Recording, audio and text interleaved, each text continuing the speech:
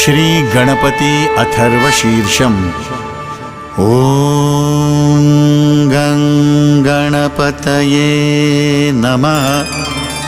ॐ भद्रं कर्णेभिः शृणुयाम देवाः।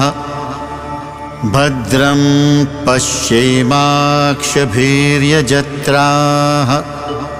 स्थिरैरङ्गैस्तुष्टुवांसस्तनूभिः व्यशेम देवहितं यदायुः।